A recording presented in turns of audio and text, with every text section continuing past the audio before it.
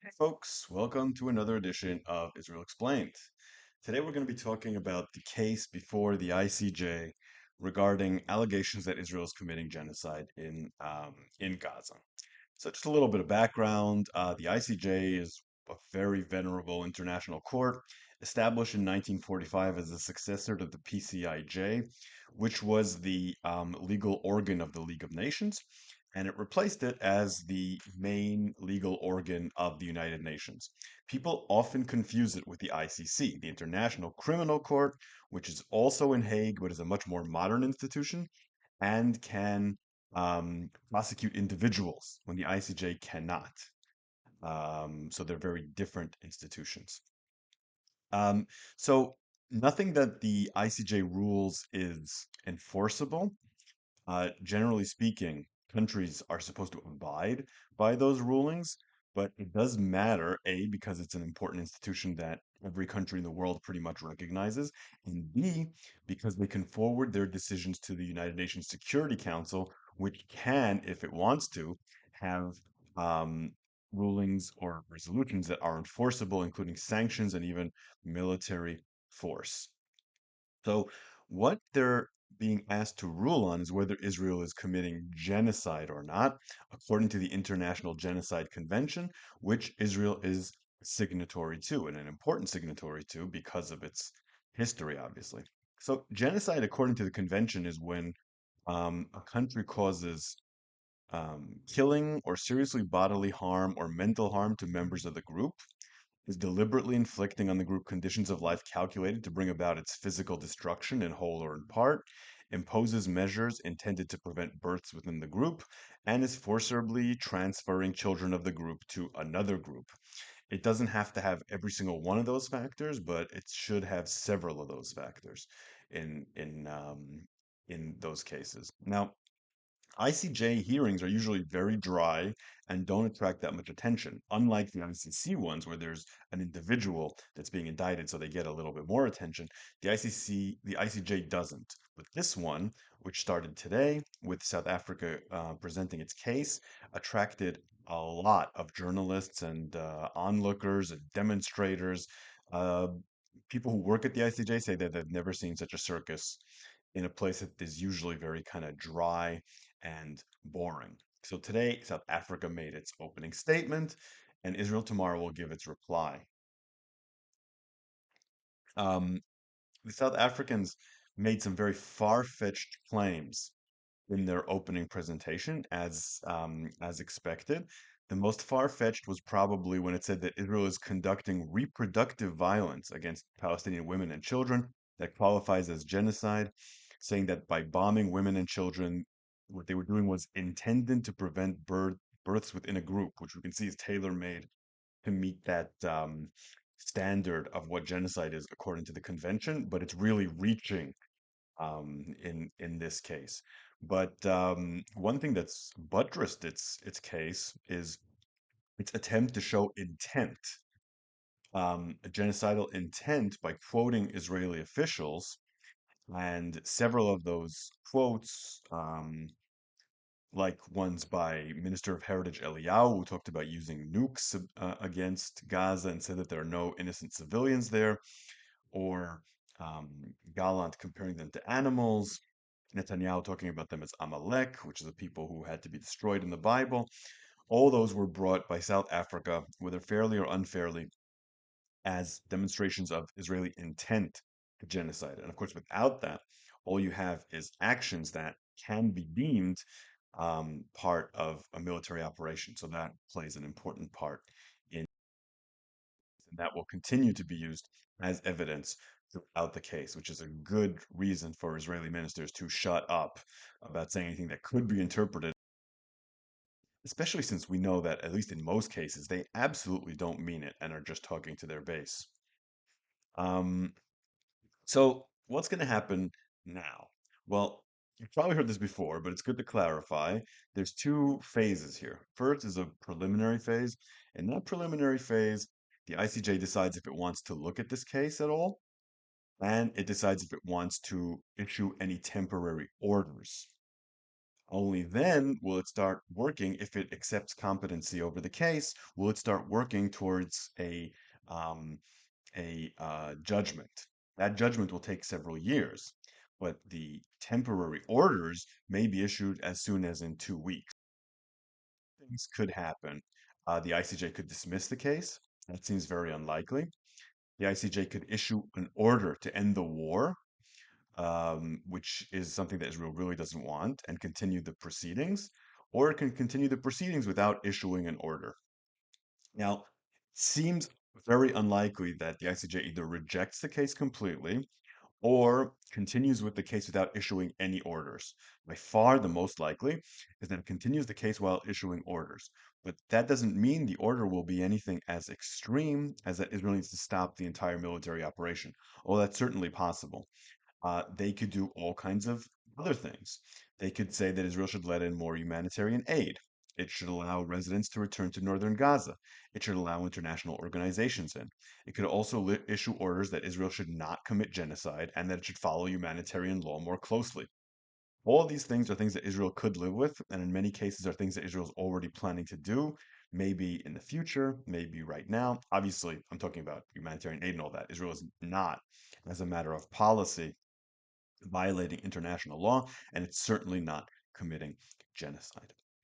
Um, but any order by the court would be damaging, even those minimal ones, because the order would have to hinge on the court saying that allegations of genocide are plausible.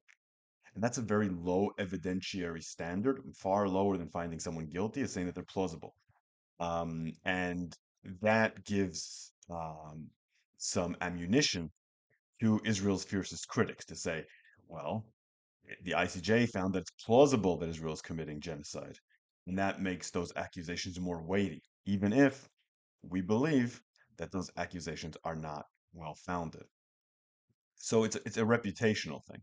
Remember, the ICJ is often ignored and usually at no massive cost to the country ignoring it. In 2022, Russia was ordered by the ICJ to, quote, immediately suspend military operations in Ukraine. We know how that went. That was completely ignored by Russia, and they delegitimized the decision as much as they could. But that didn't do any favors to Russia and the view that they are a rogue state, so to speak. Now, Israel has decided to contest these proceedings. Very often, Israel will ignore these sorts of things. 20 years ago, the ICJ gave an advisory opinion on the security wall or barrier and ruled that it was a violation of international law. At the time, Israel did not participate in the hearings, and the hearings did not go well. I'm not saying they would have gone well if Israel had participated, but it's a fact that the hearings did not go well. This time, Israel has decided to participate. One of the reasons for that is because it doesn't believe, and rightfully so, that the South African case is very strong and believes that it can counter it, and it believes it's not a hopeless case to do so. Otherwise, it probably would have ignored it. There's several serious problems with the South African claims on a legal standard. One is that it doesn't mention Hamas's part or responsibility in the war since October 7th. So it doesn't talk about the fact that Hamas has been fighting and putting civilians in danger since October 7th.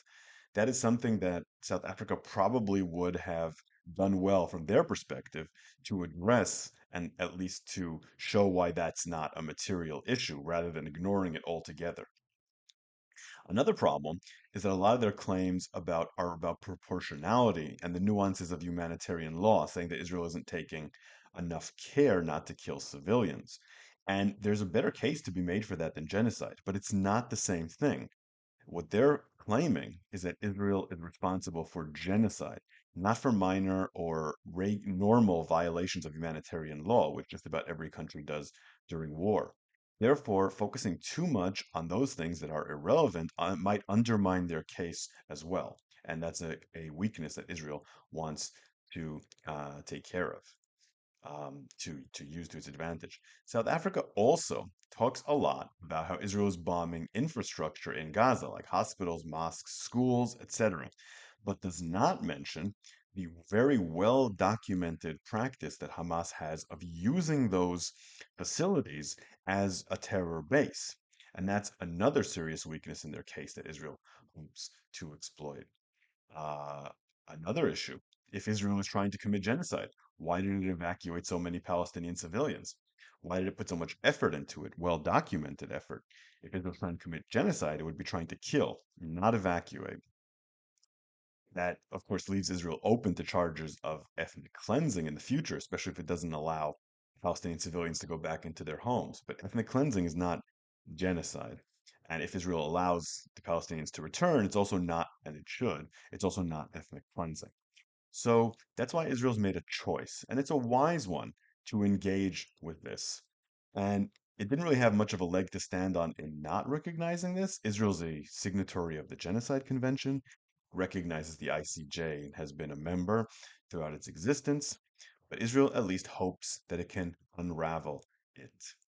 And um, the lineup of judges in the ICJ is not all that unfriendly.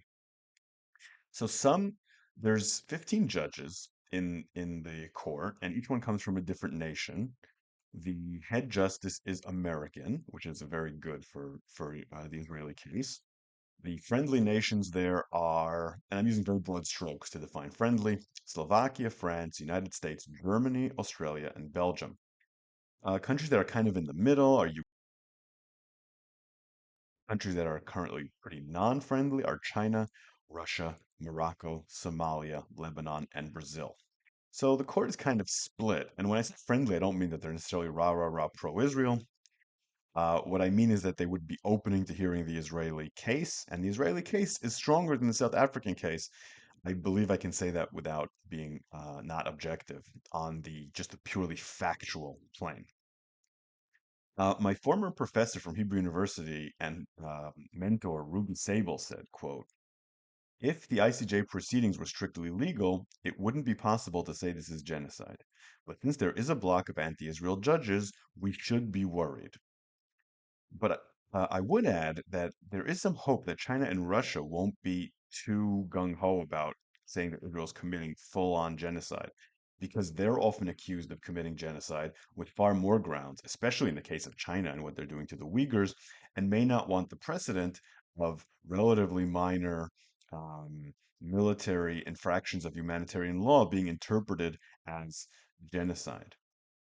Unfortunately, the terrible statements made by Israeli politicians mean the court could find Israel guilty of incitement to genocide and not punishing those who are inciting. That would be almost slam dunk, honestly, considering that the court is not particularly friendly to Israel. So it could find that. That is better than being found to have committed genocide, but really not great. So, on a practical level, the biggest fear that Israel has from this court proceeding is that it will go to the United Nations Security Council, and there will be sanctions or some other punishment against Israel. There's a good chance the US would veto it. The official stance of the United States is very much against this case in the ICJ. Blinken said that the charge of genocide is, quote, meritless, and said it's particularly galling because, quote, Hamas, Hezbollah, and the Houthis and their supporters in Iran continue to openly call for the annihilation of Israel and the mass murder of Jews, end quote. So there's reason to believe that the United States would veto any kind of resolution accusing Israel of genocide. But there is some concern that because Biden is facing all these accusations of being a genocide enabler, this would make it harder for him. He certainly doesn't want to be in this position of vetoing that. It would be much better for Israel and the United States if that was never reached.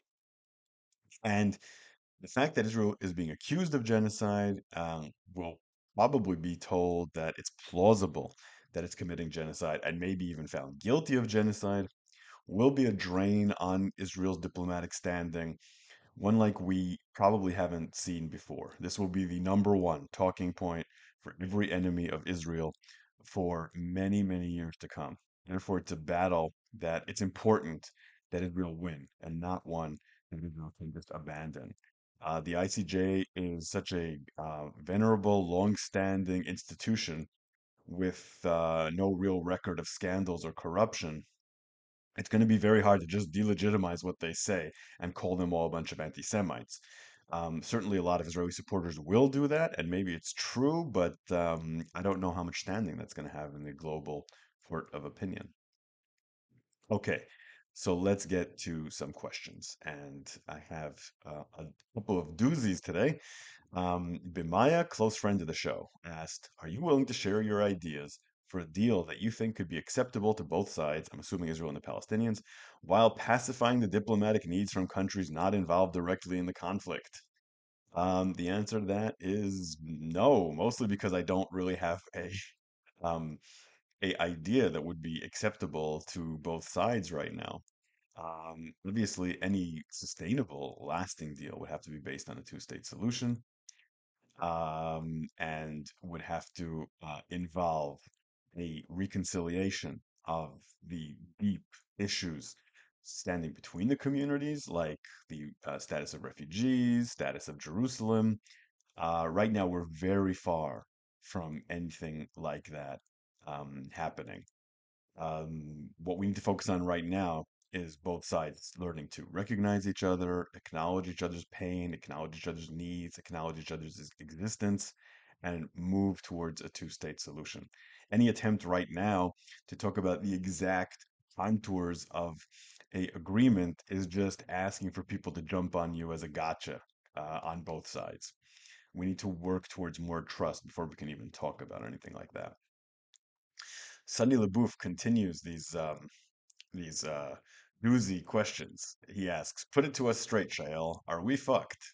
And that is a reference to the fact that I was talking in yesterday's video, and also a bunch of recent videos about the fact that Israel doesn't really have a direction in ending this war militarily.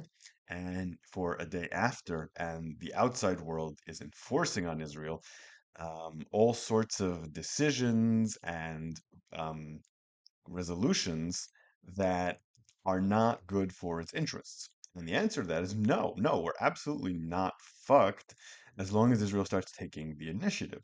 And I'm not convinced Israel won't start taking the initiative. I think that every war has dark days. This war has certainly had its share. This government is muddling around and causing Israel serious damage, but there's no reason why it can't decide to go into Rafah. There's no reason why it can't decide to come up with a day after plan. And barring that, there's no reason why Israel and its politicians can't remove this government if they're unable to do any of that and put in a government that can. But if we don't do any of those things, yeah, we're absolutely. Mike asks, "Why withdraw 5 brigades? Why not go into Rafah already? Israel will be blamed for genocide regardless of what they do. This indecision and all that's come with it seems inexplicable." Well, I agree with you that there's no reason not to go into Rafah for to avoid people thinking that Israel is committing a genocide. I don't think the army is all that worried about the perception of what happens if it goes into Rafah. Maybe the government is a little bit, but that's not the main issue. The main issue is Egypt. Egypt does not want Israel to go into Rafah. There are people in Egypt, sort of public opinion in Egypt, is that if Israel goes in there, it's a violation of the peace agreement with Egypt, and Egypt should go to war with Israel. A lot of people are saying that. That's obviously not true. Israel is allowed to have troops in Gaza. It had troops in Gaza up until 2005. There's nothing in the agreement that says specifically you can't send troops into Rafah. That is not true. But public opinion is not a rational thing in times of war, as we've seen. And the Egyptian government really doesn't want them to do that. But also, from a more rational perspective, they're concerned about a refugee crisis from Gaza becoming a refugee crisis in Sinai, which would be a serious threat to their security. So, Egypt right now is threatening all sorts of repercussions in terms of cutting off their cooperation with Israel if Israel goes into Rafah. There's also some concern about the United States and its reaction when it's asking to de-escalate, but the Egypt thing, from everyone I talk to, is certainly the main concern. Okay, so thank you for joining me. If you like what I do here, consider supporting me on Patreon at Shael Media. on that website. I'll put a link below. Consider listening to my podcast, historyofthelandofisrael.com. I will see you here tomorrow. I'll be in Vegas, so I'll be broadcasting from there. See you then.